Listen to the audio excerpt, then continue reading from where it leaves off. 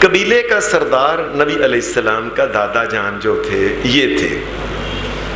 نبی علیہ السلام اپنے دادا کے پاس چلے گئے پرورش کے لیے۔ اللہ کا کرنا ایسا ہوا کہ دادا بھی 2 سال کے بعد، جب نبی علیہ السلام کی عمر مبارک صرف 8 سال تھی، دادا بھی فوت ہو گیا۔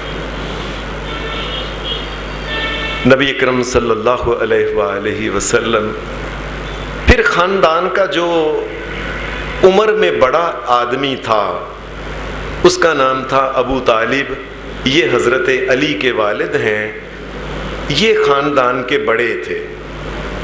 سرداری ان کے ہاتھ میں آئی، حضرت رسول اکرم صلی اللہ علیہ وسلم اس سردار چچا ابو طالب کے پاس چلے گئے۔ اس میں کوئی شک نہیں کہ ابو طالب اپنے قبیلے کے سردار تھے، لیکن ساتھ یہ بات تھی کہ گھر میں غربت بہت زیادہ تھی۔ اس کی وجہ یہ تھی کہ یہ جناب ابو طالب جو تھے، ایک پاؤں ان کا ٹھیک نہیں تھا، یہ لنگڑاتے تھے، کام نہیں کر سکتے تھے، کوئی باغ دوڑ نہیں کر سکتے تھے، یہ بس پیسے دیتے تھے ان آدمیوں کو جو دوسرے ملکوں شام وغیرہ یمن ادھر ادھر جاتے، یہ ان کو پیسے دیتے، وہاں سے وہ عطر کی بڑی بڑی بوتلیں لے کے آتے، یہ ان عطر کی بڑی بڑی بوتلوں کو لے کے چھوٹی چھوٹی شیشیوں میں یہ عطر بھر کے یہ مکے کے اندر بیچا کرتے تھے، یہ ان کا کاروبار تھا۔ بس اللہ کا کرنا ایسا کہ گھر میں غربت تھی، اتنی غربت تھی کہ جو بچے تھے نا اس وقت، وہ بچے کہتے ہیں کہ ہم نے کبھی پیٹ بھر کے روٹی نہیں کھائی تھی، کبھی پیٹ بھر کے روٹی نہیں کھائی۔ اور نبی اکرم صلی اللہ علیہ وسلم بھی اپنے چچا کے پاس آ گئے۔ کہاں جاتے نبی علیہ السلام؟ نبی اکرم صلی اللہ علیہ وسلم چچا کے پاس آئے۔ عربوں کے اندر یہ ایک رواج تھا کہ لوگ اپنے بیٹوں کو یہ کہتے کہ تم جو بڑے بڑے سردار امیر لوگ ہیں، ان امیر لوگوں کی بکریاں، بیڑیں اور ان کے اونٹ کرائے پہ وہ چراتے ہیں، تو اپنے بچوں کو بیچتے تھے کہ تم بھی ان کے اونٹ چراؤ، کچھ نہ کچھ ملے گا، گھر کا گزارا ہوگا۔ جب بھی یہ میں واقعہ پڑھتا ہوں تو دل ثابت یقین کرے نہیں رہتا ہے۔ وہ کسی نے کہا تھا نا کہ 100 چاچا ایک پیو، 100 چاچا مل جائے شاید باپ کی طرح پھر بھی نہیں ہو سکتا۔ یہ محمد الرسول اللہ اتنا معصوم بچہ، 8 سال کی عمر، نبی اکرم صلی اللہ علیہ وسلم اتنا خوبصورت اور نازک بچہ، باپ سر پہ نہیں، ماں نہیں، بہن بھائی نہیں،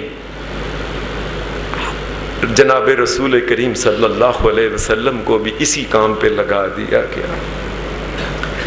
جن کے باپ سر پہ نہیں نہ ہوتے، دیکھ لیں پھر کیا ہوتا ہے۔ نبی اکرم صلی اللہ علیہ وسلم لوگوں کے اونٹ لے کے یہ چرایا کرتے تھے چھوٹی عمر میں۔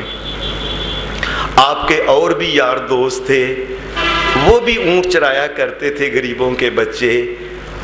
اور اللہ کا کرنا ایسا ہوا کہ یہ ساری محنت کرنے کے بعد نبی علیہ السلام کو جو ملتا یہ لا کے اپنے چاچا ابو طالب کو دیتے تھے۔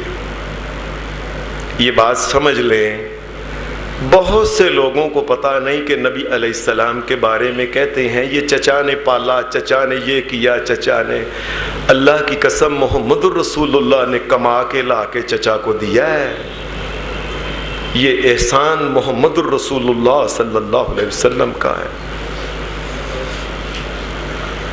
گھر والے کہتے ہیں کہ جب یہ لاتے پیسے، یہ پیسے پھر ہم نے کھانا پیٹ بھر کے کھایا تھا، اس سے پہلے کبھی کھانا پیٹ بھر کے کھایا ہی نہیں ہم نے۔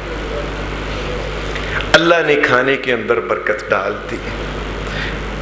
نبی اکرم صلی اللہ علیہ وسلم کو اس بہانے سے نبی علیہ السلام کو اللہ نے مکے کا جو ماحول تھا نا، اس ماحول سے نکال کے باہر پہاڑوں میں نبی علیہ السلام لے جاتے لوگوں کے اونٹ وغیرہ، اور آپ کہا کرتے تھے، امام بخاری رحمۃ اللہ علیہ نے صحیح بخاری کے اندر یہ حدیث نقل کی ہے کہ نبی علیہ السلام کہا کرتے تھے، آپ نے فرمایا ما من نبی الا رعى الغنم، فرمایا جتنے بھی نبی ہوئے ہیں ہر نبی نے بکریاں چرائی ہیں، اور پھر کہا کرتے تھے کنت ارعاها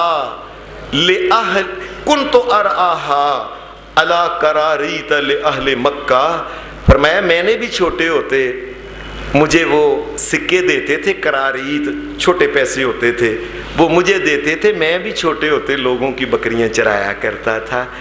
باپ سر پہ نہیں، بچے کا یہ حال ہے۔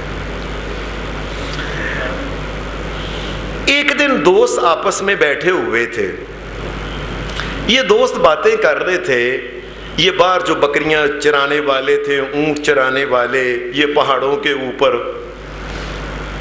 یہ دوستوں میں سے کسی دوست نے کہا کہ کل فلاں جگہ ایک شادی تھی، رات کو بڑا مزہ آیا شادی پہ، وہاں شعر و شاعری ہوئی ہے، وہاں رات کو یہ اس دور میں جو ٹول ٹمکا یہ اور ناچ اور یہ اس قسم کی چیزیں جو کچھ وہ عرب کے لوگ کرتے تھے، یہ لہو و لعب جو تھے، یہ آ کے اس نے بتایا۔ کسی دن کسی اور دوست نے بتایا کہ میں نے بھی فلاں جگہ ایک شادی ہے، وہاں بھی یہ شعر و شاعری اس قسم کی بڑے موج، بڑی ساری رات ہی میلہ لگا رہا۔ نبی اکرم صلی اللہ علیہ وسلم فرماتے ہیں کہ میں چھوٹا تھا، میں نے کہا، چھوٹے تھے نبی علیہ السلام، آپ نے کہا کہ نبی اکرم صلی اللہ علیہ وسلم نے اپنے ان دوستوں کو کہا اب کبھی یہ مجلس ہوئی نا تو مجھے بھی بتانا، میں بھی جا کے دیکھوں کہ کس طرح رونق لگتی ہے، کس طرح یہ بیاہ شادیاں ہوتی ہیں، شعر و شاعری جو کچھ وہاں یہ ہوتی ہے، مجھے بھی آپ کہیں۔ ایک دوست نے آ کے نبی علیہ السلام کو بتایا کہ فلاں جگہ پہ ایک شادی ہے، آج وہ شادی ہونی ہے۔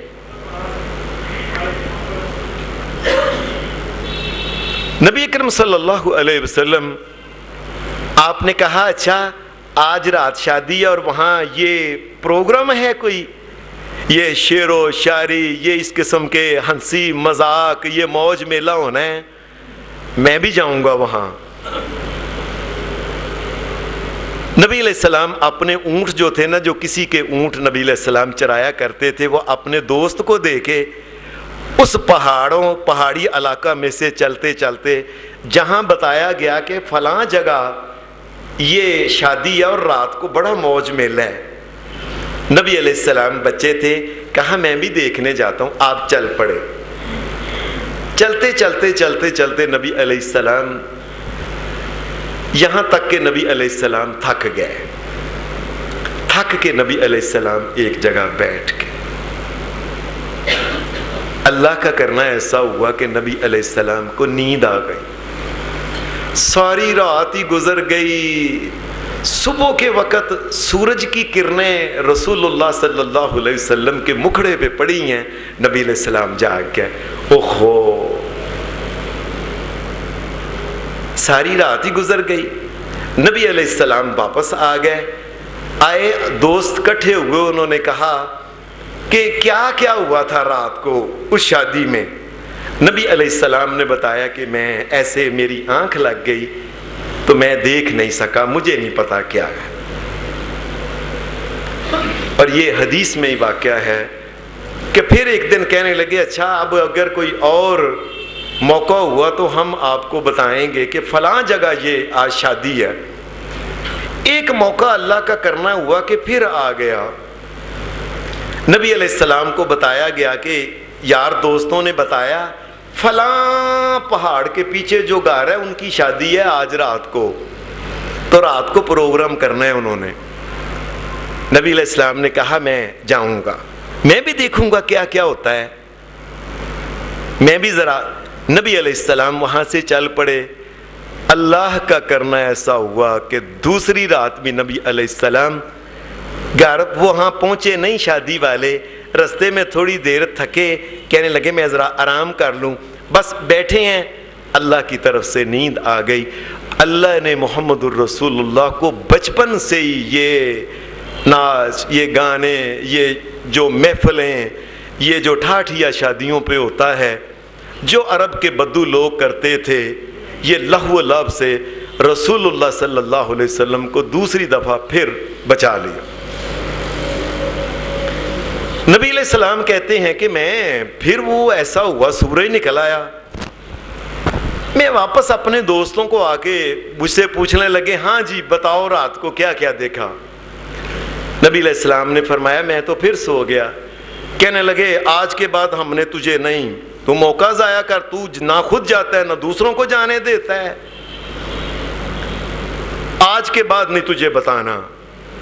یہ نبی اکرم صلی اللہ علیہ وسلم کی زندگی کے دو موقع ہیں بچپن کے، جب نبی اکرم صلی اللہ علیہ وسلم آپ کے دل میں یہ اب دوسرے دوستوں کے سن کے کہ وہاں موج میلے میں جا کے 2 دفعہ خیال آیا، اس کے بعد نبی علیہ السلام نے فرمایا پوری زندگی میرے دل میں خیال ہی نہیں آیا ایسی محفلوں میں جانے کا، اللہ نے مجھے بتا لیا۔ نبی اکرم صلی اللہ علیہ وسلم اللہ کا کرنا ایسا ہوا کہ اپنے چچا کے پاس ہی تھے، یہیں اونٹ چراتے، بکریاں چراتے۔ آپ کی عمر 15-20 سال اس سے اوپر ہو گئی۔ جب آپ کی عمر اتنی ہوگی تو نبی علیہ السلام ایک تو اللہ یہ اونٹ چرانے کے بہانے سے آپ کو مکہ میں جو کچھ ہوتا تھا، بتوں کی پوجا، شعر و شاعری اور بتوں کے آگے ناچ گان، اللہ بچا لیتا تھا نبی علیہ السلام کو۔ آپ بڑے ہوئے تو مکہ میں مشہور ہو گیا کہ محمد رسول اللہ صلی اللہ علیہ وسلم یہ جو بچہ ہے نا یہ بڑا ایماندار بچہ ہے۔ لوگ پسند کرتے تھے کہ نبی علیہ السلام کو کے ذریعے تجارت کرائیں، یہ ایماندار بچہ ہے، جتنے پیسے لیتا ہے دیتا ہے، آ کے پورا حساب دیتا ہے۔ حضرت خدیجہ رضی اللہ تعالی عنہا یہ بیوہ تھیں، ان کے پاس بڑا مال تھا اور لوگ لے کے جاتے تھے ان کا مال، یہ شام، یمن وغیرہ ان علاقوں میں۔ کسی نے بتایا کہ وہ بچہ جس کا نام ہے محمد صلی اللہ علیہ وسلم بڑا ایماندار بچہ ہے، آپ اس نوجوان کو بھیجیں۔ اللہ کا کرنا ایسا ہوا نبی علیہ السلام گئے، واپس آئے، خدیجہ نے کسی اور سے پوچھا کہ اس کا لین دین کیسا؟ اس نے کہا میں نے پہلی دفعہ اتنا کھرا انسان دیکھا ہے، اتنا سچا بندہ ہے، یہ کبھی نہیں مال بیچنے کے لیے جھوٹ بولتا، کبھی نہیں کم تولتا، کبھی بے مقصد بات نہیں کرتا، کمال کا سچا انسان ہے محمد الرسول اللہ صلی اللہ علیہ وسلم۔ حضرت خدیجہ جو تھیں، اللہ کا کرنا ایسا ہوا ان کے ساتھ نبی علیہ السلام کی شادی ہو گئی۔ شادی ہونے کے بعد نبی علیہ السلام جو تھے یہ اپنے گھر میں واپس آ گئے۔ اب یہ چونکہ نبی علیہ السلام کی بیوی حضرت خدیجہ یہ بہت بڑی تاجرہ تھی، ان کا بہت مال تھا، صاحب مال تھیں۔ اب نبی علیہ السلام کو اللہ تبارک و تعالیٰ نے یہ مال کی پریشانی سے آزاد کر دیا۔ نبی علیہ السلام کی عمر تقریباً 35 برس کی عمر تھی نبی علیہ السلام کی۔ آپ کو اس 35 سال کی عمر میں ایسا ہوا کہ نبی علیہ السلام مکے کے ماحول کے اندر دیکھتے تھے، لوگ بتوں کے سامنے آتے، جھکتے، ناچتے، دفیں بجاتے، بھنگڑے ڈالتے اور ان کے سامنے وہ جو نظر نیاز یہ چیزیں چڑھاوے چڑھاتے۔ نبی علیہ السلام اس کو پسند نہیں کرتے تھے۔ اور رات کے ٹائم پھر یہ بات امام بخاری نے نقل کی، امام بخاری نے، کہ رات کے وقت پھر لوگ طواف کرتے تھے اللہ کے گھر کا، وہ مشرک لوگ، عورتیں اور مرد سارا لباس ایک داغا بھی نہیں ہوتا، ننگا لباس کر وہ طواف کر. نبی علیہ السلام تو اس ماحول کو پسند ہی نہیں کرتے تھے. آپ یہاں سے نکل جایا کرتے تھے، نکل کے مکہ کے قریب ہی تقریباً 2 میل پرانے جو ہیں، 2 میل کے فاصلے کے اوپر پہاڑوں کے مکہ کے اندر جو ہے نام لوگوں نے رکھے ہوئے ہیں. ایک پہاڑ آج کل اسے جبل نور کہتے ہیں، اس کے اوپر ایک غار ہے. نبی علیہ السلام اس مکہ کے ماحول کو، یہ جو کچھ ہوتا تھا لٹر جو کچھ بھی یہ کام ہوتا تھا نا، نبی علیہ السلام پسند نہیں کرتے تھے. آپ اس ماحول سے نکل کے اس غار میں چلے جاتے تھے. یہ غار اللہ کے فضل سے میں نے دیکھی ہے، کافی اونچی ہے، لیکن اوپر جب جائیں تو دیکھیں یہ تقریباً 12 فٹ تقریباً یہ لمبی ہے، اور تقریباً کوئی میرا خیال ہے 1.25 گز کے قریب یہ چوڑی ہوگی. یہ اس غار کے اندر آپ جائیں تو دھیان سے دیکھیں، وہ 12 فٹ وہ جو لمبی ہے. آپ جب داخل ہوتے ہیں تو سامنے دیکھیں تو 2 سوراخ ہیں دونوں طرف، اس کے دونوں کونوں میں بڑے بڑے. ان سوراخوں کے اندر سے سیدھی نظر جو ہے یہ اللہ کے گھر خانہ کعبہ پہ پڑتی ہے. آج کل چونکہ وہ بڑی بڑی عمارات بن گئی ہیں، وہ آج کل خانہ کعبہ جو ہے اللہ کا گھر نظر نہیں آتا. ایک تو نبی علیہ الصلوۃ والسلام وہیں سے خانہ کعبہ کی زیارت کر لیتے تھے. نبی علیہ السلام وہیں 8 دن کے لیے ستو لے جاتے، پانی لے جاتے. وہاں نبی علیہ الصلوۃ والسلام کے پاس کبھی کبھی مینا بھی، اور کبھی کبھی آپ کی بیوی حضرت خدیجہ بھی یہ ستو وغیرہ پانی لے کے وہاں پہنچ جایا کرتی تھی، کھجوریں وغیرہ لے کے. نبی اکرم صلی اللہ علیہ وسلم کیا کرتے تھے؟ وہاں مکے کے ماحول سے نکل کے نبی علیہ السلام وہاں باہر آرام سے غار کے اندر نبی علیہ حدیث کے جو الفاظ صحیح بخاری کے اندر ہیں وہ یہ ہیں، فَيَتَحَنَّسُ، نبی اکرم صلی اللہ علیہ وسلم تحنس کیا کرتے تھے. تحنس کا مطلب ہے کہ جس طرح آج کل ہم اتحیات میں بیٹھتے ہیں نا، اتحیات کی شکل میں نبی اکرم صلی اللہ علیہ وسلم بیٹھ کے آپ سوچ اور بچار میں دن رات گزار دیا کرتے تھے. آپ سے پہلے حضرت ابراہیم علیہ السلام اور پھر ان کے بعد حضرت اسماعیل علیہ السلام اسی علاقے مکہ میں آئے تھے، لیکن ان کا عبادت کا طریقہ جو ان اللہ کے نبیوں نے بتایا تھا، بعض کے لوگوں نے ان کو چھوڑ دیا، ختم ہو گیا. کسی کو پتہ ہی نہیں تھا عبادت کیسے کرنی. نہ نبی علیہ السلام کو کسی نے بتایا کہ کیسے.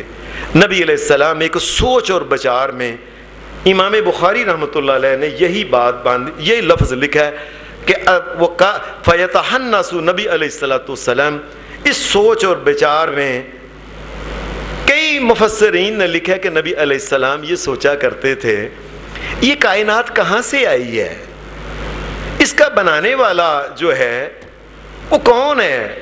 یہ اپنے آپ نہیں بنی، اس کے بنانے والا ضرور کوئی ہے پیچھے.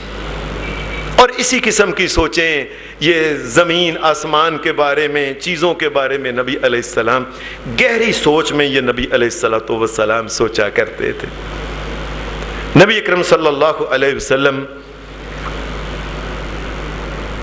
آپ کی عمر 39 سال اور 6 مہینے ہو گئی، 40 میں سے 6 مہینے کم. نبی علیہ الصلوۃ والسلام کے ساتھ یہ ایک عجیب معاملہ ہوا کہ آپ رات کو آپ کو خوابیں آتی. جو خواب آپ کو آتی غار حرا میں نبی علیہ السلام ہوتے یا جب گھر میں آتے، جو خواب نبی اکرم صلی اللہ علیہ وسلم کو آتی کہ ایسے دیکھتے، صبح کے ٹائم وہی دیکھتے.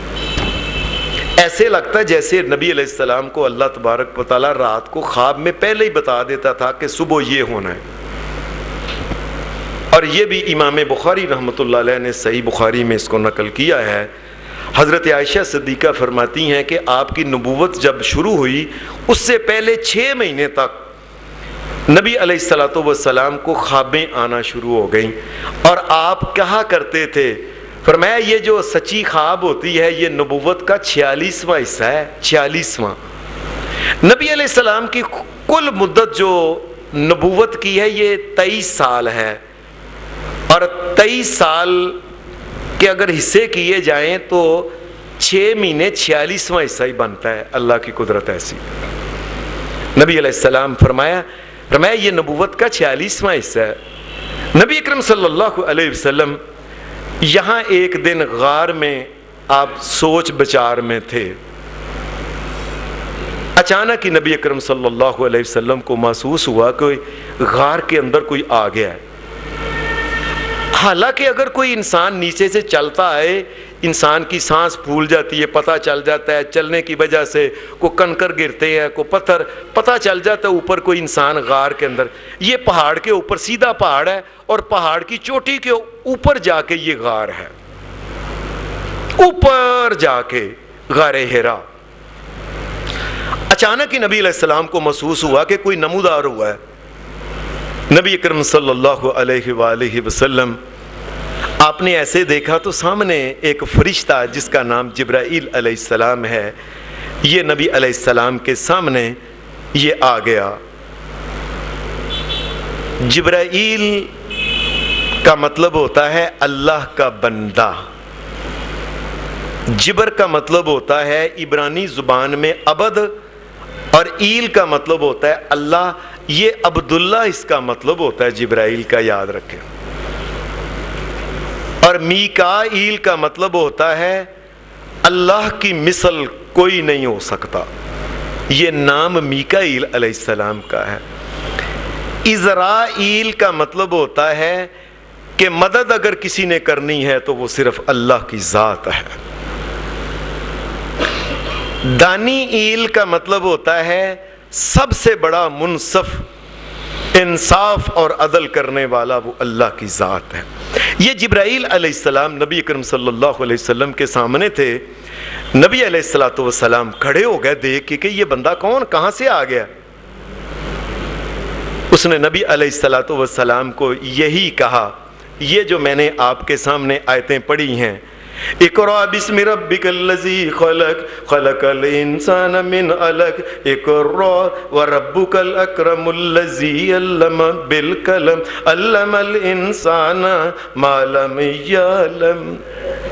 آپ نے شروع کیا نا کہ اقرأ، یہ جبرائیل نے کہا پڑھو اے محمد الرسول اللہ. نبی صلی اللہ علیہ وسلم نے فرمایا میں تو پڑھا ہی لکھا ہی نہیں. اللہ کی قدرت ہے، پوری انسانیت میں نبی علیہ السلام کسی کے شاگرد نہیں ہے. شاگرد بیٹھے ہی نہیں کسی انسان کے. جب سکھایا ہے 40 برس کے بعد ڈائریکٹ اللہ نے سکھایا ہے. نبی علیہ السلام کا استاد اصل میں اللہ کی ذات ہے. میں تو کبھی کسی سے پڑھا ہی نہیں، مجھے تو پتہ ہی نہیں پڑھائی لکھائی کیا ہوتی ہے. میں تو دنیا میں کسی کے پاس شاگرد بن کے گیا ہی نہیں. جبرائیل فرشتے نے نبی علیہ السلام کو پکڑ کے جس طرح کسی کو پیار سے کرتے ہیں نا، قریب کر کے کہتے ہیں، ساتھ لگایا اقرأ بسم ربک الذی خلق. اے محمد صلی اللہ علیہ وسلم پڑھو. کہنے لگے کہ نبی علیہ السلام نے میں نے تمہیں کہا میں تو پڑھا لکھا نہیں، میں تو پڑھتا نہیں. اور یہ نبی علیہ السلام کی نشانی آج بھی تورات کے اندر لکھی ہوئی ہے کہ محمد الرسول اللہ صلی اللہ علیہ وسلم اللہ کا آخری نبی ہے. دنیا میں کسی کا شاگرد نہیں، وہ پڑھا لکھا نہیں ہوگا. لیکن یہ کسی سے پڑھے لکھے نہیں. کائنات کے رب کی قسم، دنیا کے بڑے بڑے ارسطو اور افلاطون محمد الرسول اللہ کی جتی کے برابر نہیں وہ. لیکن آپ کسی سے پڑھے لکھے نہیں. جبریل علیہ السلام نے دوبارہ نبی علیہ السلام کو اپنے ساتھ ملایا. اقرأ بسم ربک الذی خلق. اے محمد الرسول اللہ پڑھیے. نبی علیہ السلام نے تیسری بار بھی کہا میں پڑھا لکھا نہیں، میں نہیں پڑھ سکتا، کیا پڑھوں. اس سے معلوم ہوتا ہے کہ جبرائیل علیہ السلام جب آپ نے کہا کہ میں نہیں پڑھ سکتا، اس کا مطلب ہے بعض روایتوں میں آتا ہے کہ جبرائیل علیہ السلام کے ہاتھ میں نسخہ تھا جس کے اوپر سے کہہ رہا تھا جبرائیل پڑھو. آپ نے کہا میں پڑھ نہیں سکتا. زبانی کی بات ہوتی تو نبی علیہ السلام کہہ ہی سکتے تھے جو جبرائیل علیہ السلام کہتے. تیسری مرتبہ جب جبرائیل علیہ السلام نے ساتھ پیار سے لگا کے کہنے لگے اے محمد الرسول اللہ اقرأ بسم ربک الذی خلق خلق الانسان من علق اقرأ وربک الاکرم الذی علم بالقلم علم الانسان ما لم یعلم۔ اے محمد رسول اللہ صلی اللہ علیہ وسلم پڑھیے اپنے رب کے نام سے جس نے کہ پیدا کیا ہے، اس کا نام لے کے پڑھے۔ یہ 5 آیتیں جبرائیل علیہ السلام نے نبی علیہ السلام کو پڑھیں، اور پڑھنے کے بعد جبرائیل علیہ السلام جو تھے یہ چلے گئے، غائب ہو گئے۔ نبی کرم صلی اللہ علیہ وسلم کو جبرائیل نے یہ جو پیغام دیا، بعض روایتوں میں آتا ہے کہ جبرائیل علیہ السلام نے، چونکہ یہ قرآن مجید کی پہلی سورت اور اس سورت سے پہلے عام ہم یہی سنتے ہیں، بعض روایت میں آتا ہے جبرائیل علیہ السلام نے پہلے کہا تھا بسم اللہ الرحمن الرحیم اقرأ بسم ربک الذی خلق۔ جبرائیل علیہ السلام نے پہلے بسم اللہ بھی پڑھا تھا، یہ بعض مرسل روایتوں میں آتا ہے۔ جبرائیل علیہ السلام نے یہ جو بات کہی تھی کہ پڑھو رب کے نام سے، یہ بڑی خاص چیز ہے جو سمجھنے والی ہے۔ اقرأ بسم ربک الذی خلق، اے محمد رسول اللہ پڑھو اس رب کے نام سے جس نے پیدا کیا ہے۔ یہ اللہ کی قسم ایک ایسا سبق ہے کہ دنیا کے لوگ اس کو بہت کم غیر مسلم اور ہمارے ماڈرن لوگ سمجھ سکے ہیں۔ جبرائیل علیہ السلام نے یہ جو کہا تھا نا اپنے رب کے نام سے پڑھو، یہ سبق تھا کہ جس تعلیم میں رب کا ذکر نہیں وہ تعلیم ہی نہیں ہے۔ وہ کیا تعلیم ہے جس میں رب کا ذکر نہیں ہے، اپنے خالق کا ذکر نہیں، مالک کا ذکر نہیں، وہ تعلیم ہے کوئی؟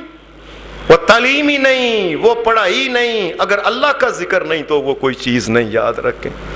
یہ ہمارے ہاں جو کالجوں سکولوں میں پڑھاتے ہیں، یونیورسٹیوں میں، سب سے زیادہ کوشش عالم کفر کی یہ ہے کہ تعلیم کے اندر سے رب کا نام نکالا جائے۔ چونکہ میں تعلیم کے متعلق ہوں، میں دیکھتا ہوں کہ لوگ جتنے کتابیں آتی ہیں، جو مضامین آتے ہیں، یہ اکنامکس ہے، یہ سوشل ورک ہے، یہ فزیکل ایجوکیشن ہے، یہ مطالعہ فلانا فلانا جو کچھ بھی آتا ہے، یہ اس قسم کے جتنے، کسی جگہ اللہ کا نام نہیں ہے ساری تعلیم میں۔ اور کئی تو باقاعدہ طور پہ اللہ کی مخالفت میں اس کا نام بھی انہوں نے تعلیم رکھا ہوا ہے۔ کس کا؟ لاہور میں ایک کالج ہے NCA کالج، جس کالج میں بت بنانے کی وہ سکھاتے ہیں اور اس کا نام ہے تعلیم۔ اور گجرانوالے سے امیروں کی بچیاں وہاں جا کے پڑھتی ہیں، جی میری بچی بت بنانا سیکھتی ہے، کئی تصویریں بنانا سیکھتی ہے، کئی اور قسم کی جو فضول باتیں ہیں۔ یہ تعلیم ہے؟ تعلیم وہ ہے جس میں اللہ کا نام آئے۔ اگر اللہ کا نام نہیں آئے تو وہ تعلیم ہے ہی نہیں۔ اور یہ سنیں، آپ اپنے گھروں میں جا کے اپنی بچیوں سے پوچھ لیں، کوئی MA کیا BA کیا کہ بیٹے آپ نے کیا پڑھا ہے؟ کوئی نہ عقل ہے نہ سمجھ ہے۔ کھانا پکانا انہیں نہیں آتا، گنڈا چیرنا انہیں نہیں آتا، تھوم چیرنا انہیں نہیں آتا، فلاں کا جی میں MA ہوں BA ہوں۔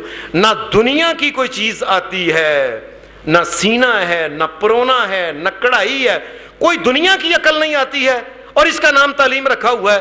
اور اس کے ساتھ کیا ہے؟ اللہ اور اس کے رسول کا تو نام ہی نہیں نہ ہے تعلیم کے اندر۔ اور جبرائیل علیہ السلام نے پہلی بات کہی تھی اقرأ بسم ربک الذی خلق، اے محمد رسول اللہ صلی اللہ علیہ وسلم پڑھو اپنے رب کے نام سے جو پوری کائنات کا خالق ہے، جس نے پیدا کیا۔ خلق الانسان من علق، انسان کو پیدا کیا ایک جمے ہوئے خون سے۔ کس طرح ماں کے پیٹ میں ایک جمع ہوا خون کا لوتھڑا بنتا ہے، اور کیا پھر نقش و نگار اس کے الگ الگ پیدا۔ یہ وہی مالک ہے جو پیدا کرنے والا ہے۔ اللہ کے ناموں میں ایک نام ہے مصور، وہ شکلیں بنانے والا۔ اور دنیا میں لوگ لکڑی کے بت کے اوپر چیزوں کے اوپر بناتے ہیں، اینٹ گارے پتھر کے اوپر تصویریں بناتے ہیں، اور پوری کائنات میں کوئی ایسا نہیں مصور جو پانی کے اوپر تصویر بناتا ہو اور انسان بن جاتا ہو. وہ کائنات کا مالک اللہ ہے. کس طریقے سے ماں کے پیٹ کے اندر الگ الگ دل بنانے کی الگ مشینیں لگی ہوئی ہیں, گردوں بنانے کی الگ مشینیں, سٹومک بنانے کی الگ ہیں, آنکھیں بنانے کی الگ مشینیں, ہڈیاں بنانے کی الگ مشینیں لگی. یہ تمام یہ کون کر رہا ہے؟ اس کائنات کا ایک مالک اور خالق کر رہا ہے. تعلیم کی بنیاد سب سے پہلے انسان کو اللہ تبارک و تعالیٰ کی پہچان. اگر اللہ تبارک و تعالیٰ کی پہچان نہیں ہوئی, کائنات کے رب کی قسم وہ تعلیم ہے ہی نہیں.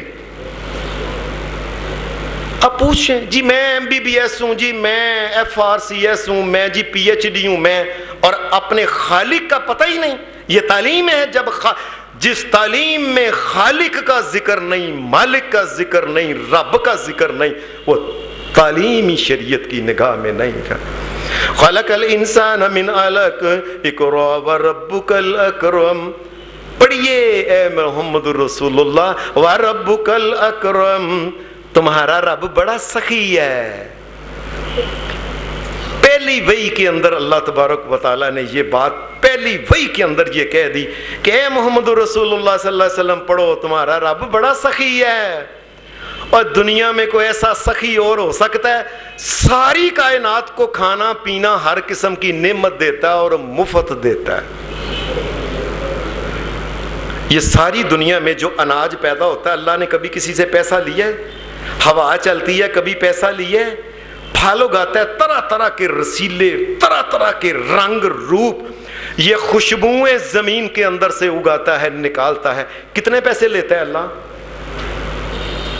اے میرے محمد الرسول اللہ اپنے رب کے نام سے پڑھیے, وہ سخی ہے, بغیر معاوضے کے ہر قسم کی نعمت دیتا ہے. اور یہ لال جیسے, یہ ہیرے جیسے بچے یہ کون دیتا ہے اور مفت ہی دیتا ہے؟ کتنے پیسے لیتا ہے؟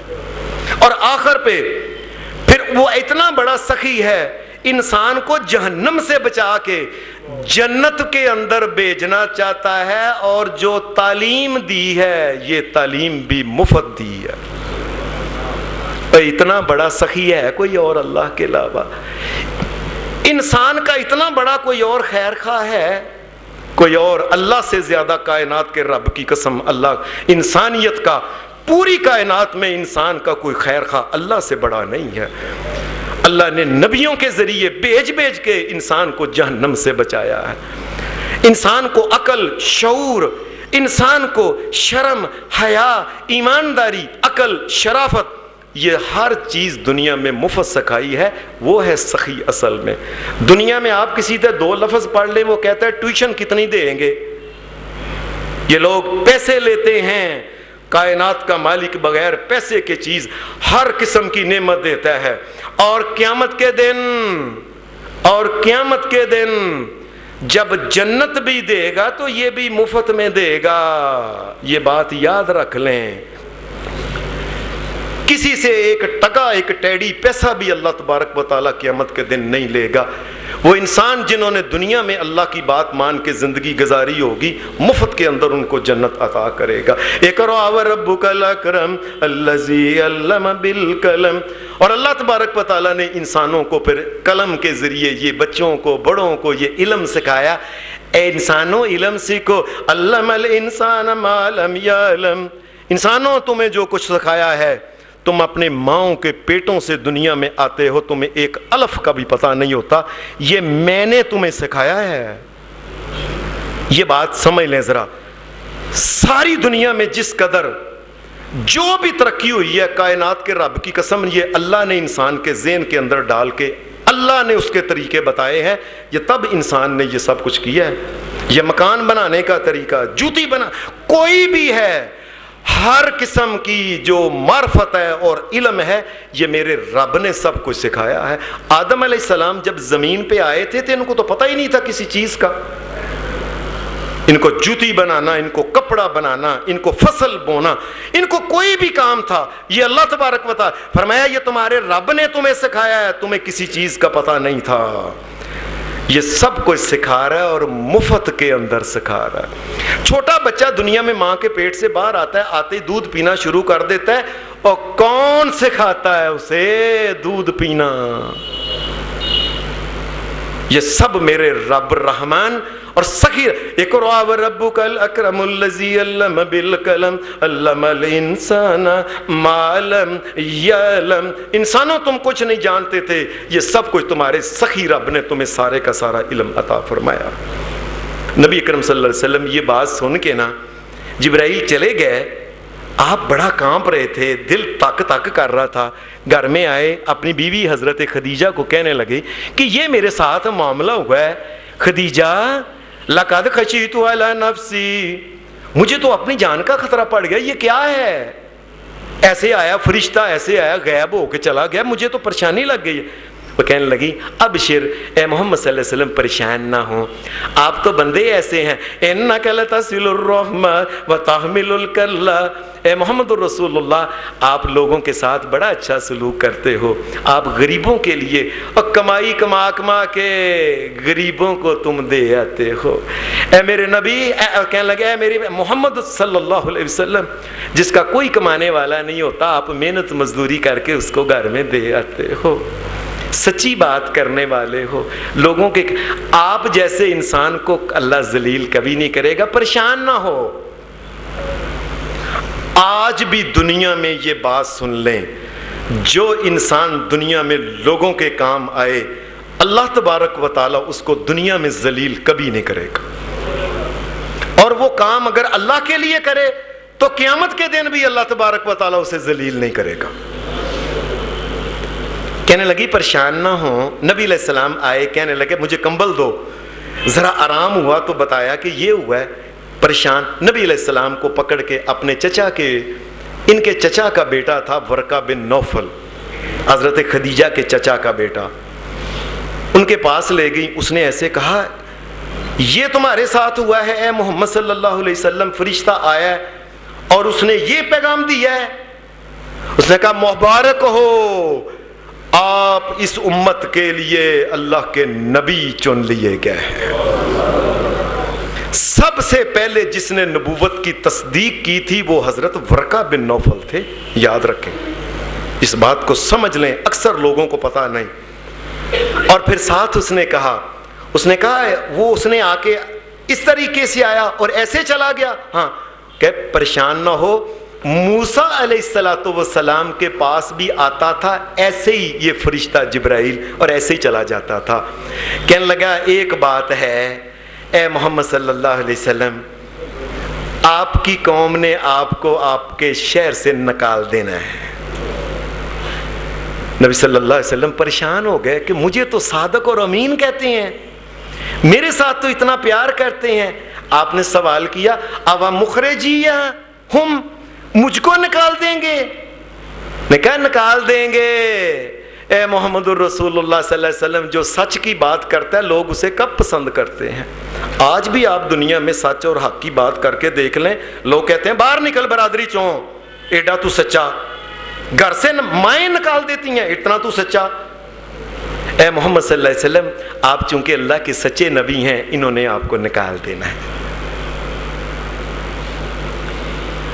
نبی اکرم صلی اللہ علیہ وسلم کو پھر کہنے لگا کہ اے محمد صلی اللہ علیہ وسلم، یہ اس وقت یہ جو تھا نا ورقہ بن نوفل، یہ 90 سال سے زیادہ عمر تھی اور یہ نبینہ ہو گیا تھا. اس کے یہ جو بمیں تھی نا بربٹے، یہ اس کی آنکھوں کے اوپر آ پڑے، ایسے نبینہ تھا اور یہ نبی علیہ السلام کو باتیں کر رہا تھا. یہ بہت بڑا عیسائی تھا، عیسائی ہو گیا تھا، اور یہ عالم تھا بہت بڑا پرانی تورات کا. اس نے کہا تورات کے مطابق آپ اللہ کے نبی ہو. نبی اکرم صلی اللہ علیہ وسلم کے ساتھ باتیں ہو رہی ہیں، حضرت خدیجہ سن رہی ہے، اور اس نے کہا اے محمد صلی اللہ علیہ وسلم، آپ اللہ کے نبی ہو، کاش میں جوان ہوتا، میں آپ کے ساتھ کھڑا ہوتا. انصرک نصرا معزرا، صحیح بخاری کے لفظ ہیں. اے محمد صلی اللہ علیہ وسلم، میں آپ کا پکا ساتھ دیتا، کاش میں جوان ہوتا، میرے اعضاء ٹھیک ہوتے. سب سے پہلے اس نے کہا آپ اللہ کے رسول ہو. نبی صلی اللہ علیہ وسلم یہاں سے اٹھ کے چلے گئے، واپس گھر آئے ہیں. 2-4 دن گزرے ہیں، وہ ورقہ بن نوفل فوت ہو گیا، جس نے سب سے پہلے کہا تھا کہ آپ اللہ کے نبی. نبی صلی اللہ علیہ وسلم آپ کہا کرتے تھے، فرمایا وہ جو ورقہ بن نوفل ہے نا، کوئی اس کو برا نہ کہے، کیوں نہ کہے؟ فرمایا ورقہ بن نوفل جو ہے، میں نے خود، اللہ نے جب مجھ کو اوپر کی سیر کرائی، میں نے ورقہ بن نوفل کے لیے، عام طور پہ لوگ مانگتے ہیں یا اللہ جنت دے جنت دے، میں نے ورقہ بن نوفل کے لیے ایک جنت نہیں 2 جنتیں دیکھی ہیں اوپر۔ فرمایا ایک یا 2 جنتیں میں نے ورقہ بن نوفل کے لیے دیکھی، کیونکہ سب سے پہلے محمد رسول اللہ کو اس نے کہا کہ آپ اللہ کے نبی۔ یہ پہلی وحی تھی، یہ قرآن مجید کی اترنے والی تو پہلی صورت ہے، لیکن اس وقت قرآن مجید میں یہ 96 نمبر پہ، یہ 30ویں، اس کو اصولاً قرآن مجید کے شروع میں ہونا چاہیے تھا، لیکن نہیں، قرآن مجید کی جو ترتیب ہے یہ اللہ تبارک و تعالیٰ کے حکم سے، اللہ کے رسول صلی اللہ علیہ وسلم کو اللہ نے جس طرح بتایا کہ اس صورت کو اس جگہ رکھنا ہے، اس جگہ رکھنا ہے، اس جگہ رکھنا ہے، نبی اکرم صلی اللہ علیہ وسلم نے امت کو بتا کے اس جگہ، یہ اللہ کے حکم سے یہ 96 نمبر کے اوپر قرآن مجید میں اس کو رکھا گیا ہے۔ اللہ نبی اکرم صلی اللہ علیہ وسلم کی ذات کے اوپر رحمتیں فرمائے، اللہ حضرت ورقہ بن نوفل کی قبر کے اوپر بھی رحمتیں فرمائے، اور اللہ ہمیں نبی علیہ السلام سے پیار اور محبت کرنے کی توفیق عطا فرمائے، آپ کی نبوت کو ماننے کی توفیق عطا فرمائے، عملاً وآخر دعوانا الحمدللہ رب العالمین۔